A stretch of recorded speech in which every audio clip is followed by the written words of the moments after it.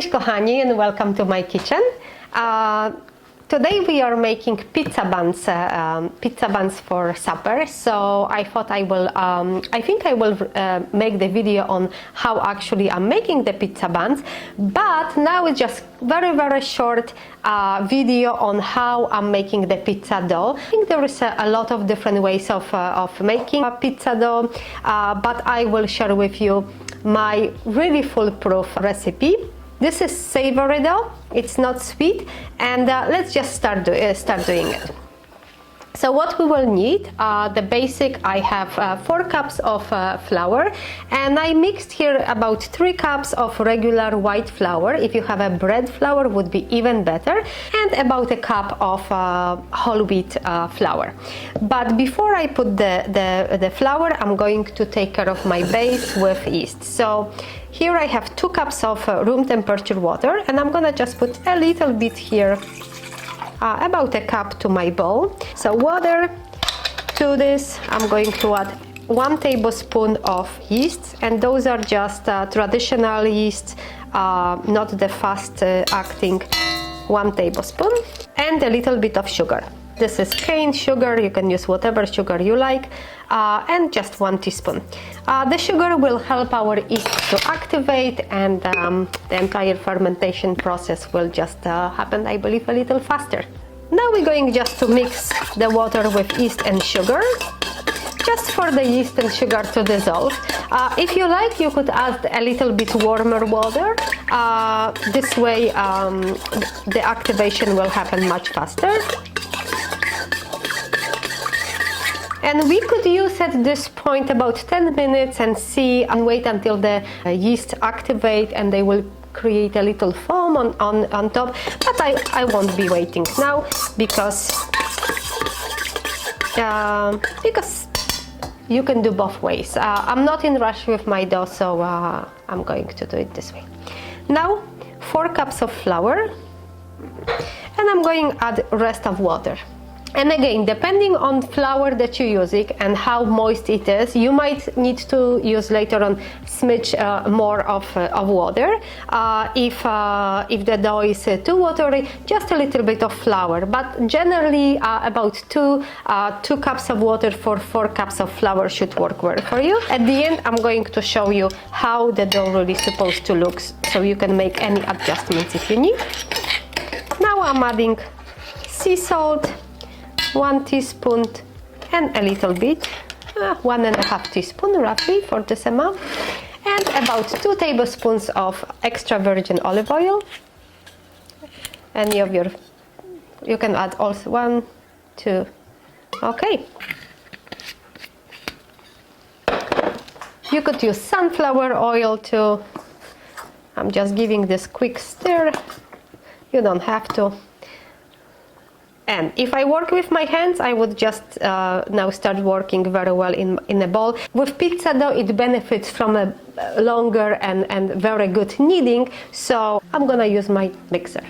And I'm using hook because it's just better for any bready kind of dough, thicker dough, but the paddle would work. I usually let it work for about 10 minutes. The good indicator is when you see that the dough is coming off very easily from the sides of your bowl, it means that the dough is probably ready. So the dough has been kneading here in a mixer for about 10 minutes right now, and initially I set it on 4. About halfway I turn it to 2, and as you can see, the dough is very flexible right now, and it's starting to come off the walls of the bowl very easily, and it stretches very nicely. I'm going now to just put it back to 4 to show you how it comes off the walls much easier. So here is on 4. Beautiful, it comes off very easily. It may be a little sticky still, but we don't want to add more flour. If we add more flour, the dough will be way too hard later on. So it's better to leave it like this and let it rest and rise, and the stickiness will go away. About 10-12 minutes in my hands, in my stand-up mixer, the dough looks kind of like this. As you can see, it created nice ball. And I'm going just to wet my hand a little bit, and I'm going to show you. Look how gorgeous. See that it's very elastic. It will still stick a little to the wall, but I prefer this way. I don't like when the dough is too dry, because the pizza later is way too hard. The dough. Okay, so you could remove it from your bowl right now and put to clean dish and cover with a kitchen towel, let it rest. I will just leave it the way it is. If you are not planning on cooking with the dough today, you want to do something tomorrow, at this point you put this dough in a plastic bag and place in refrigerator. This way it will be ready for tomorrow and it won't be overproof. Let's check our dough after 1 hour. Ta-da! There you go.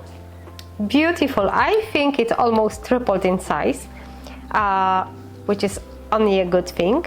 And now we are ready to bake whatever we want. So this dough we would punch now to release the air from it, and we will scoop it out on our working surface. I'm going just to add a little bit of flour on my working surface.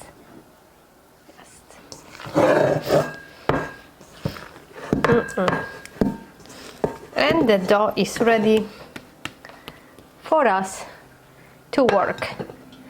And we can do thin crust pizza, thick crust pizza. You can make some buns with it, like whatever. This is very, very versatile dough. It's really foolproof. It turns out very well each time, and as I said before, you can make it ahead of time just because of instead of leaving this on the kitchen counter right after it's made to rise, place it directly in the refrigerator and use it, let's say, the next day when you are ready. So thank you very much. I hope you will like the recipe, and I hope you will be very successful with making your own pizzas. If you will make it, as always, I would love to hear from you. What was the result? What are your comments? And I see you next time.